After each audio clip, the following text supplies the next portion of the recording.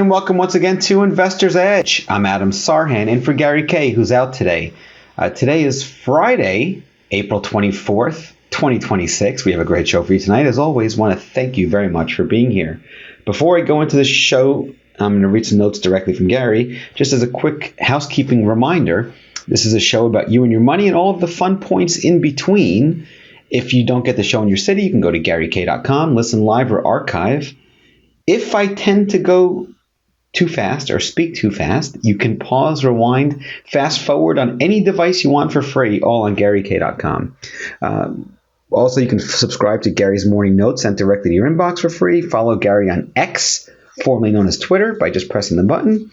Or you may email Gary, ask about his money management services, or if you like his premium service, which is convictionleaders.com, you can sign up there as well. And you get updates throughout the trading day. You get pretty much daily webcasts from Gary showing you his screen and going through charts and letting you know his thinking in real time with a lot of great content at convictionleaders.com. All right, that being said, let's talk about it's the end of the week, so I'm going to do a week in review. But first, I want to make sure I get you notes directly from Gary. So Gary says, semiconductor stocks are in fuego. That means they're on fire. Intel, SOX, SMH, the ticker symbol is SMH, this Philly Semiconductor Index. It's almost straight up. I mean, almost vertical. And NVDA, now looks like it's ready to break out of a nice 6-month base. Well, he said a 6-month base. Let's see. The lags like AMD and ARM have reacted nicely to the Intel numbers. ARM holdings, well, I'll get to that later. But AI again is strong, is what Gary's saying, leaving a lot of areas in the dust. The big names, big stocks, at highs now, like Amazon, straight up, but reports next week. Google and Meta, also. Software, little bounce, but the difference between that and the semis is the widest Gary has ever seen. All right, those are the notes from Gary. I just want to make sure I'm the messenger and I do my job and get you the notes right at the top of the show. And now I'll give you my thoughts on what's happening and where we are and all that fun stuff. So a few things. Next week is end of month. So next Friday is the 1st. So next Thursday is the last trading day of the month. We had are having an extremely outlier strong month. I think this is one of the strongest months ever in the market. It's not normal. It's an anomaly, whatever fancy schmancy word you want to use. It's an outlier to the upside. Now, we are in a bull market. I think about 100 years ago, maybe 70, 80 years ago, there was a great book called Reminiscence of a Stock Operator. And it was about a famous stock market trader. His name is Jesse Livermore. It's a great book. I'm not affiliated with it. You feel free to read it if you like it. Great. It's Reminiscence of a Stock Operator is a title. And it's written by a guy named Edward Lefebvre, and I think I'm pronouncing that right. Anyway, in it, there's a bunch of great characters, some great stories, and one of the people come into the brokerage firm, because at the time, this was, again, almost 100 years ago, it was before the internet and before AI and all that stuff. They went in and would trade and talk on the phone and ticker tapes and all that stuff. So one of the guys walks into the room and he's like, why is this up? And he just doesn't understand. And the character's name was Old Turkey. And he goes, well, it's a bull market, or it's a bull market, Old Turkey. And in bull market, that simple statement, it's a bull market, is one of the most powerful things I've ever read or heard anyone say about the market. Period. End of story. Full stop. Why? Because when you're in bull markets like we are in and have been, zooming out for a long time, surprises in bull markets tend to happen to the upside, not the downside. And that's not always the case. There are anomalies. Things change. I get it.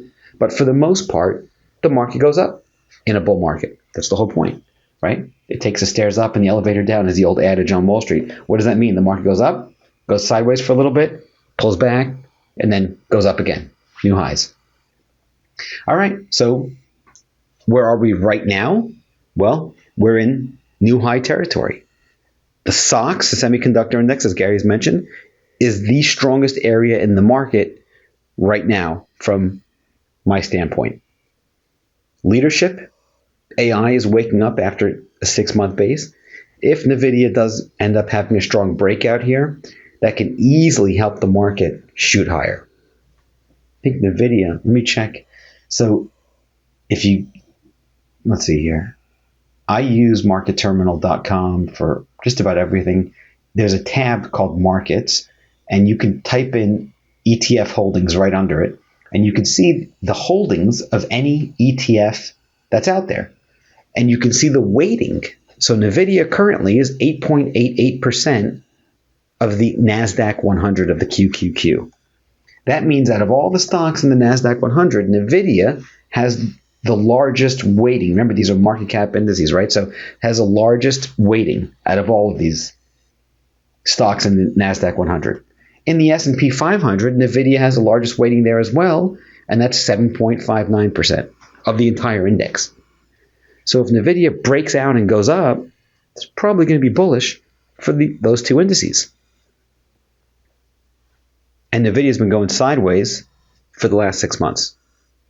And it's arguably one of the strongest AI stocks, or the poster child for AI stocks, since ChatGPT was created and announced a few years ago.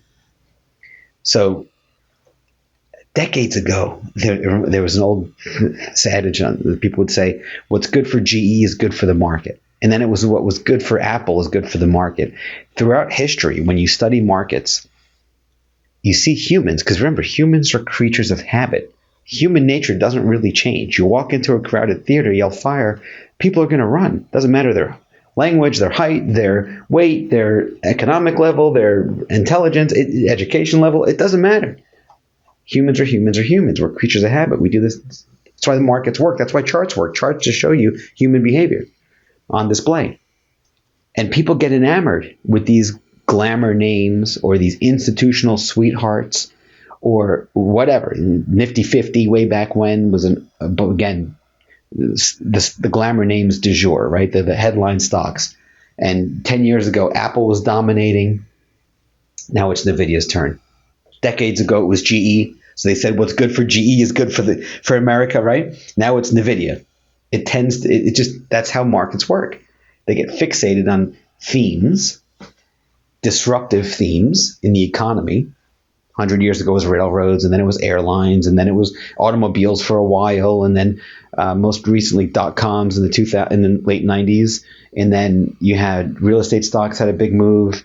And they, again, just moving themes. Now it's AI, tech, semiconductors. Last several decades has really been strong. Because if you look at the economy, what's the engine of the economy right now? It's tech, specifically AI. So it's not surprising that AI stocks are doing extremely well. Remember, the market tends to mirror the economy. When there's a recession, market tends to go down. Sometimes it leads it. It goes down before the recession. Sometimes it doesn't, right? It goes down with it. But for the most part, it's a leading indicator. Markets tend to move and the economy follows. But they're closely intertwined.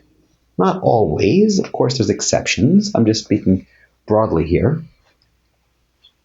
So if you look at the engine of the economy, all right, back in the late 90s, when I started trading, I started in the mid to late 90s, .com was like the craze. It was, oh, wow, it's going to change the world. And it did change the world. Hundreds of years ago, before I was around, agriculture was the dominant theme in the global economy. You wanted to get extremely wealthy, you buy land, you farm some crops and pull them out of the ground and sell them, and boom. And then you had the Industrial Revolution, factories, goods and services. The goods were really big. People migrate to cities, and you had huge, the boom, the money, the economy, the economic engine of the economy were factories. Great. The Industrial Revolution, and then after that you had the services. And then in the late 1980s, 1990s, 2000s, tech.com, the information age, and now we've got AI. And the market reflects the economy. Real simple. Earnings drive prices over long periods of time. Earnings go up, markets go up. If you just look at earnings, nothing else, over long periods of time, they tend to mirror the market and vice versa. So during recessions, market pulls back, and during economic expansions, market rallies. Economy's expanding right now. Market rallies. Simple. Doesn't mean it's only going to go up. No, we're very extended in the short term, and we're due to pull back. But there's AI stocks like semiconductors that are just doing exceptionally well. I mentioned ARM Holdings earlier. If you look on a monthly chart of ARM, big, huge breakout. Not buyable. This is not no investment advice is being given. It's all informational, educational purposes only. But that's a good-looking candidate, and AI is a big driver of that. Up next, we've got a lot more to cover. I'm Adam Sarhan. This is the one and only Investor's Edge. And welcome once again to Investor's Edge. I'm Adam Sarhan. And I want to thank you very much for being here. All right, so we've got the market. We've got a week in review. What happened this week? In the short term, we are very extended. Semiconductor stocks drove the market higher this week. Mentioned a few of them. NVIDIA is about to break out. ARM Holdings broke out. And there's lots and lots more. SMH is a semiconductor index. They also call it the SOX, the Philly Semiconductor Index. Almost just straight up. Pretty much. I mean, one of the strongest runs it's had ever that I can remember, at least in the last 25, 30 years. So in the short term, we are extended. I'm expecting a pullback just based on probability. It doesn't have to happen next week. It could happen the week after, week after. We don't know when. No one knows the future. But just from a probability standpoint, high likelihood it pulls back. This week in review, Monday, Tuesday, Wednesday, Thursday, and now Friday, market was quiet this week. You were down a little bit, up a little bit, reversed one day. Now we're look at the S&P 500, the SPY. Now you're edging out, breaking out of a little bullish base on top of base. You had a 2, 4, 5-day consolidation. You want to call that a base? Great. You want to call it a consolidation? That's great too. Today's, I guess it depends on how you want to count it. 3 and 3 is 6. So today would be the 6th day. All right, breaking out. It's a breakout nonetheless, right? Look at the Qs, the NASDAQ 100. That broke out, a few weeks ago. Let's say about two weeks ago thereabouts. And then sat quiet for a few days, 3 days instead of 5 or 6. And then broke out this week on Wednesday, went sideways on Thursday, and now big, huge, explosive move higher today on Friday. Strong way to end the week. What happened this week? We had a ceasefire and then an extension. I think there were 2 extensions given this week. It reminds me of last year. We had the tariffs, and then what happened? Extension, Liberation Day, whatever it was. Guess what? Market rallied. It's all I care about. What the market does. I don't care about the news. I don't care about the politics or the schmolitics or anything else for that matter. I'm just giving you my opinion, my thoughts. What I care about is the reaction to the news. What's actually happening? Not so much the why things are happening, what is actually happening, and then getting hard money with that. That's it. That's my job. That action and action alone rewards me. When I'm in harmony with the market. When I fight the market, or I'm out of balance or out of whack, I miss it. And that's no bueno, like they say. So my job is put my ego aside, get out of my head and get aligned with the market. And not chase. It's another big thing. So this week, the 2 extensions, remember the market's a forward-looking mechanism. 2 extensions sent the market way higher. And you can go back a few weeks ago, market was pretty much like, yeah, this war situation is not going to spiral out of control. It's pretty much going to end. And we're going to move on with life. Let's rally. And that's what we're seeing. But oil's still high. It's in the 90s, and market doesn't care. Gasoline prices are still high. Gasoline futures are still high. Market doesn't care. Earnings. We had a lot of companies report earnings this week. I think about 15% of the S&P 500 reported earnings this week. Some of them fell. Some of them went up. We can go through some of them now. So, big one that reported earnings earlier this week was Tesla, TSLA. Tesla had earnings. It fell after reporting earnings. Now, you can give any reason why it fell. The earnings, the revenue, the this and that, the other thing. It fell. That's the important thing for me as far as I'm concerned. Why? Because that's important. It's the reaction to the news. Well, what if the earnings beat estimates or the revenue beat estimates in any specific stock? to me, what did the stock do after earnings? And then did it stay down or did it shoot right back up again? A few weeks ago, Goldman Sachs, ticker symbol there is GS, one of the biggest investment banks, reported earnings. And it started trading, what day was it, on 13th? It fell and then it hit the 50, bounced, rallied. 2 days later, recovered, went above where it was before earnings, and now you're way above where it was before earnings. Even though you fell the day that it reported earnings. That's okay. It could be a knee-jerk reaction. We see that a lot. This week, some of the stocks that reported earnings. Cleveland Cliffs, ticker symbol CLH. Alaska Air, ALK. Steel Dynamics, STLD. We had GE Aerospace. DR Horton, or DHI. Raytheon, RTX. Synchrony Financial, SYF. Halliburton, HAL. See Northrop Grumman, NOC. United Health report earnings, 3M. United Health is UNH, 3M is MMM. Interactive Brokers, IBKR. United Airlines, UAL. That was on Tuesday. Wednesday, we had Tesla. GE Vernova, which is the nuclear spinoff of GE. GEV is a ticker there. Boeing, BA. AT&T, ticker symbols T. CME Group, ticker symbol CME. Texas Instruments, TXN. IBM reported. Southwest Airlines, LUV. ServiceNow, Lam Research reported. LRCX, Las Vegas Sands, LVS, on Wednesday. Thursday, we had Lockheed Martin, LMT, Freeport McMoran, FCX. See American Airlines, AAL. Blackstone, BX. American Express, AXP, Intel, INTC, and Baker Hughes, BKR. All reported on Thursday. Baker Hughes, I think, is up nicely today also on, was it Baker Hughes? Yeah, that broke out today on volume after reporting earnings. Good action there. OIH, which is an oil and gas ETF, broke out yesterday and is higher today, even though the XLE is down below the 50. And the XOP, these are two other oil and gas related ETFs, did not break out. But the OIH, that broke out, oil services. Interesting, because oil didn't break out yet. Okay, something I'm watching. But all those stocks that reported earnings, we've got, by the way, a lot more next week and a lot more the week after. Big names, too, reporting, like Apple and Amazon and Meta. And I think another 15% of the S&P, 10 to 15% next week. The week after, similar situation. So we just have a lot of earnings. But again, filter out the noise. Focus on two things. How does the stock react to earnings? Number one, short term, like the day of the next day, like if it reports after the close, the first trading day after it reports earnings, let's put it that way.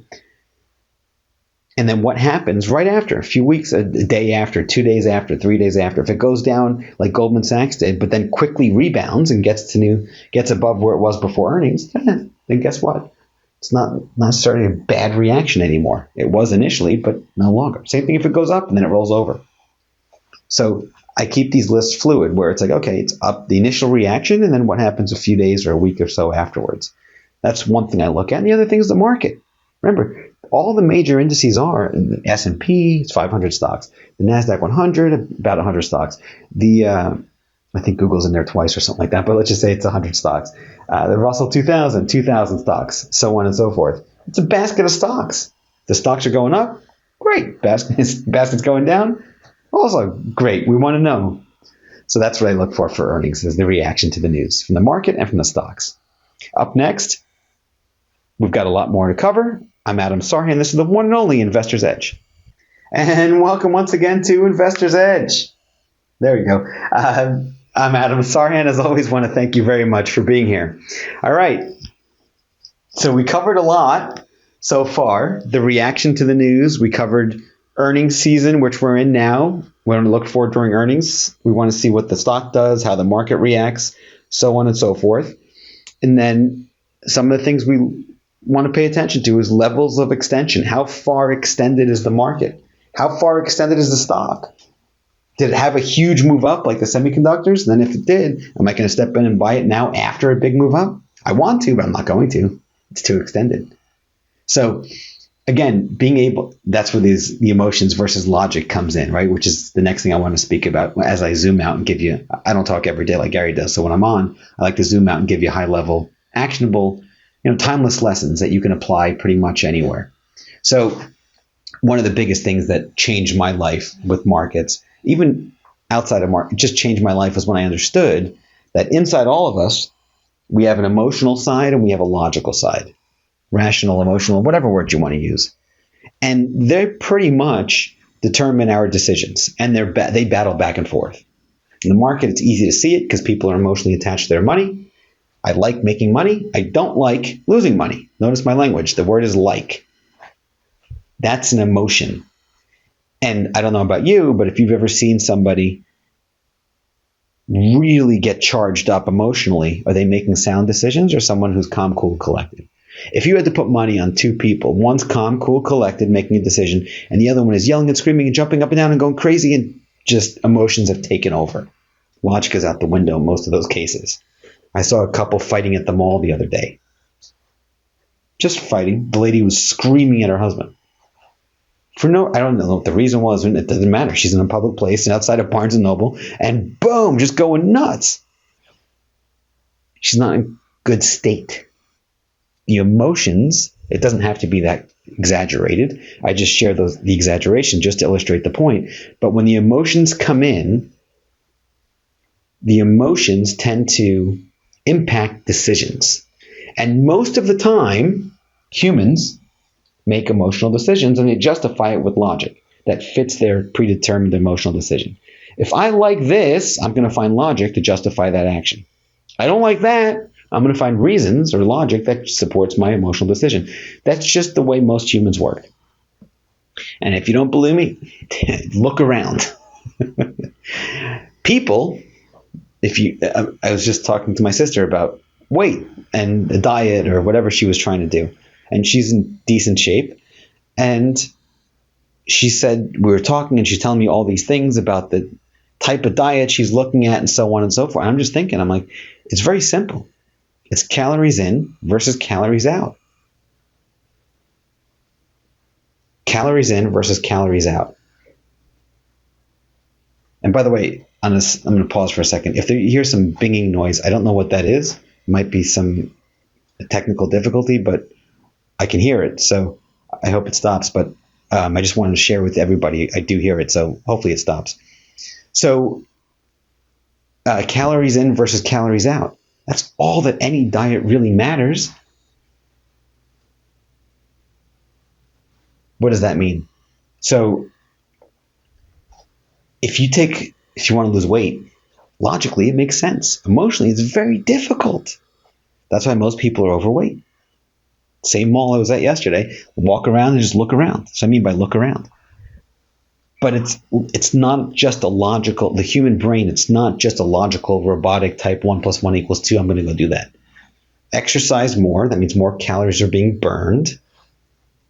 Eat less, less calories are coming in. Anybody can lose weight with that formula. Just about anybody that's healthy can lose weight with that formula. Logically, it makes simple sense. By the way, money is the same thing. Cash flow in versus cash flow out. People tell me all the time, Adam, I got to make more money. Sure, go ahead. Somebody makes $10 million. They spend 11. What happens? They're -1. And I see that happen a lot. The spending money out is just out of control. Out of control for most humans. Why? Because it feels good. Knows my language. The emotion feels good to spend. It feels good to eat. So that side of the equation usually gets skewed. Same thing with markets, by the way. Same thing with success in just about any endeavor. You look at Kobe Bryant or Michael Jordan or any of these great athletes, Roger Federer, Djokovic, any of these guys in any sport, in any endeavor. They outwork. I just watched a video from Larry Bird decades ago. In the 80s, he's talking about how he outworks his competition. Magic Johnson at the time and Michael Jordan and Pippen, all these other guys outwork their peers. Takes talent, yes. Also takes dedication, takes hard work. And then especially on the days when you don't want to do it. And the other thing it takes is consistency. Same thing with markets. There's not a day that goes by. I have a newsletter. It's called findleadingstocks.com, where I share my thoughts with the market with everybody. I do 2 reports a day, right in the pre-market before the open, and then right after the open, about 20 minutes after, a half hour by 10 a.m. Eastern, I give a breakouts report, setups, and I share what I see happening. And not a day goes by where I miss it. And I've been writing about the market every single day for over 20 years. I think I started in 2004 doing it daily. Before that, I was doing it weekly. Because I understood, hey, I need a way of gathering my thoughts. Actually, it was from Reminiscence of a Stock Operator, another great book, legendary book that was written, How I Made $2 Million in the Stock Market by Nicholas Darvis. This guy was a ballroom dancer back in the 60s, 70s, or whenever it was, before the internet, and he couldn't look at charts in real time, so his broker would telex him or send him in the mail, whatever it was he was doing to send him the charts. He'd give him the orders and then send it back, and then he'd walk away, dance, and do whatever he's got to do. And he made $2 million back in the 70s when $2 million was really just unbelievably a tremendous amount of money. It still is, but it was even more. Today's dollar is probably like 15 or 20 or some crazy thing like that. Point is, he made a tremendous amount of money doing that. He went back to New York, was involved with the brokers. He got caught up with his emotions. He lost a lot of money. And then he went to Paris and just cleared his head, got back to his routine, and it worked. Once I understood that, I was like, wow, it made perfect sense. Got to get out of your head, right? Just get your thoughts on paper. I do that every single day for 22 years now or whatever it is. Even on my honeymoon, I would do it. I've never missed a report. Every week, the stuff goes out when it was weekly, and now it's every day. I just don't miss it. And the people that are around me on my team, they work for me. They're younger guys in their 20s or whatever it is, 30s. Like, Adam, you want a break? I'm like, yeah, this is my break. I enjoy it. I love it. What else am I going to do? Walk around the mall and watch people scream at each other? Which I could do, and I do anyway, but that's beside the point, right? It's a labor of love. It's that discipline. The other thing that somebody gave me a really, really great line, it's the greats in just about any endeavor, folks. Relentless consistency. Gary, every day on the radio, every day writing his reports, not once, not twice, 3, 4, 5, 6 times a day sometimes, depending on the action. I've known Gary now, probably about 30 years. There's not been one day, A, where I haven't been able to reach him if I need to. I've worked with him probably the last 10 or 15 or thereabouts. And B, where he's just like, yeah, I'm checked out, I'm gone. Even when he's overseas. I'm like, he's on vacation. I'm like, Gary, I'll cover the whole week. He's like, no, I got it. I said, okay, go for it. I'm trying to help you have a good time. He's on it. Relentless consistency, folks. Especially on those days where you don't want to, quote unquote, do the workout, or you don't want to look at the market, or you don't want to, show up. Just show up. That's half the game. G.I. Joe used to say, knowing is half the battle, right? So it's like, okay, great. Show up. Some exercise coach was talking about different workouts and lifting weights and what specific exercise should you do. He said the most important thing is you show up and exercise on a schedule and be consistent. What specifically you do weights, you do arms one day or chest one day, you're going to get the results if you show up and do it. Just create that habit. So for me, I've organized everything and say, okay, great. I put on marketterminal.com and automated all of it. Thank you to technology. Saved me countless hours scanning the market and missing things. You know, big Wall Street firms use terminals to win. I'm like, okay, well, now we can too. So any type of structure is better than no structure in most cases. I used to wing it. You asked me in high school, hey, you can study for your test to get ahead, blah, plan, blah, blah. No, I just wing it. College, same thing. Now, plan. Benjamin Franklin, great line. Failure to prepare is preparing to fail. I'll say it again. Failing to prepare, in other words, if you don't prepare, you're preparing to fail. So incredibly powerful. I want to prepare to win. I want to get ahead and keep showing up. Up next, we got a lot more to cover. I'm Adam Sarhan. This is the one and only Investor's Edge. And welcome once again to Investor's Edge. In case you're just joining us or missed any part of the show, you can go to GaryK.com, rewind, fast forward, listen at your convenience 24/7 on pretty much any device that has internet. All right, so in the last few minutes here, before we wrap up, we've got some looking ahead, right? The market's always a forward-looking mechanism. I want to look ahead too. Next week, we've got a lot of earnings coming out. We've got some economic data. It's Friday is the beginning of May, which is, I can't believe this year's flying by, but it is. Lots of companies report earnings next week, some big ones, Coke and Visa and Google and Amazon and Microsoft and Meta and so on and so forth, and a lot more. I mean, I think 10 or 15% of the S&P, somewhere in that range, reports earnings next week. A lot of economic news coming out as well. But for me, when I zoom out, we've had such a huge move in the month of April. I mean, these are outlier moves to the upside. In the short term, pretty extended. Yes, we can continue to rally, but we're pretty extended. AI, semiconductors, definitely leading areas. Software stocks, not so much. This whole AI with Claude is going to disrupt software. Okay, I get it. The SaaS model's pretty much out the window for many places. That's what the thought is, at least. Whether it happens or not, yet to be determined. But we'll see. For now, I always like, again, have structure. I like to understand that there's an internal battle, if you will, unconsciously between the emotional side of my brain, or most humans' brains, and the logical side.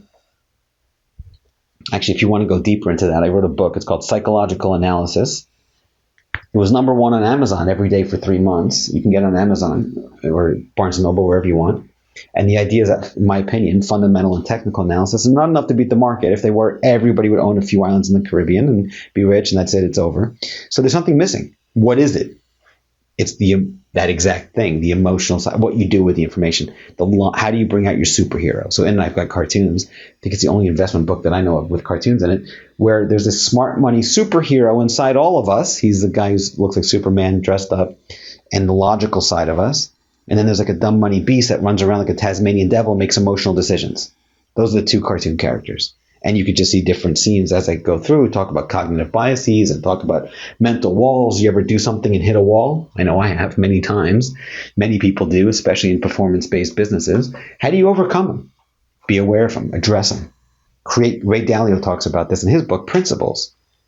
Create guardrails to protect yourself from yourself, type of a thing, right? From the emotional side of you. Or not to say the emotions are bad. That's not what I'm saying. All I'm just saying, it clouds the judgment. And lots of times people end up making emotional decisions. They chase the market after a big move up because it feels good to buy. It doesn't feel good to buy when market's down. That's usually, it's the opposite. Buffett has a great line. He goes, you want to be fearful when others are greedy, and greedy when others are fearful. Notice the language, right? Be greedy when others are fearful, and fearful when others are greedy. What that means in plain English, you buy something, let's say you buy a stock at 100, and it goes to 101. So you made $1. Most people in that case, or you buy something at $10, goes to 11, right? It goes up $1, but you're up 10% because $1 on $10 is 10%. I got to sell it because I'm fearful the stock's going to go down. I'm going to lose my profits. He's saying that's the exact time to be greedy. Hold on to it. Let the winners run. Don't be fearful. And the opposite is true also. You buy it at 10, it goes to 9. What happens? Oh my God, I hope it gets back to even. You're praying and up and down, left and right. And, I've done all this stuff. And I hope it comes back. Please, God, just bring it back to even. I'll get out. Bring it back to even. I'll get out. Instead, you're being greedy. I want to come back up again. That's when you should be fearful. It's going to go down to 5 or 0, whatever, right? You can keep going down. So that's that idea of fearful and greedy and fearful. Let's flip it. It's the emotions. Ask yourself, this is a great question. What am I avoiding in life? And do it if it's healthy for you and it's a good thing for you to do. For me, it's the sit-ups. What am I avoiding? Sit-ups. Well, okay, Adam, go do them. Well, I don't want to do them. Do them. I don't want to do it. You follow? That's for me. Other people, they're avoiding doing the work, whatever that work is. On the relationship, on the market, whatever. Just, again, helping you think at a different level is kind of the idea here, because when you look at the market at a different level, you now have clarity. The whole point the reason why the book was number one was because it teaches people how to make rational, not emotional decisions with their money. Once I got that, I could see things so clearly, and I see it in my kids. Oh, I don't want to do the work today. Well, guess what? Do it. Then they cram last minute. And then, okay, would they get work done better if they break it up into small pieces over the course of a week, or wait until last minute and then cram? Well, we all know the answer. Break it up and do small pieces. You can do the work anyway. Why cram? I was teaching my younger one how to ride a bike, and he had with his grandpa 3 years ago, fell off the bike, was really young, and that was a traumatic experience for him. Scratched his knee or something like that. He didn't want to get back on the bike. But he wants to ride his bike because his friends ride the bike. Well, okay, great. Let's go ride the bike. For 3 years, I'm like, let's go ride the bike. No, let's go ride the bike. No. What's he doing? He's avoiding it. What am I doing? Avoiding the sit-ups. Finally, take him small pieces, once a month or once every 2 months. When he's ready, I'll hold you. You're not going to fall. You're with me. I got you. I got you. I got you. You know their language. Okay. And he gets on the bike. But he wanted to, for 3 years. No. And I was patient, calm, patient, calm, patient. Finally, after small times, he was just last week, he got on the bike and he ran. He did it. And we were so happy. It was a huge day for him. He overcame the quote-unquote trauma. He stopped avoiding it. You can't learn how to ride a bike if you keep avoiding it. Yes, it's painful. I understand. Humans are also we're very driven to avoid pain and seek pleasure. I get it. It feels good to eat the cookie. It doesn't feel good to do the sit-up for me. So what am I going to do? I'm going to eat the cookie. That's just been my MO for 30 years, right? Okay, or 40, I guess even longer. I'm just trying to think of when I was, anyway, for decades. Let's leave it at that. So the same thing here with all humans. What are you avoiding? Ride the bike. Just get up and ride the bike. I don't want to ride the bike. Get up and ride the bike. I don't want to ride. What's the right thing for you to be doing? And then just do it. Again, once I understood that, and just break it down to small pieces. I'm not going to do 1,000 sit-ups. Fine, just do 10. Just create the habit. I can't look at 10,000 stocks. Okay, just look at the leading stocks. Look at the 10 breakouts. Look at 20 breakouts. Just go to marketterminal.com, click, look at breakouts. Boom, first few ones show up right there. You don't have to do anything. It takes 2 seconds. Click. Boom, boom. Takes a minute, 2 minutes tops. Hit spacebar a dozen times or 2 dozen times, depending on the number of breakouts, and you're done. If that's what you're looking for, whatever it is. But again, hopefully you're able to think at a higher level. That being said, I hope this has been helpful for you. It's a pleasure being here as always. Thank you very much for being here. Enjoy the weekend.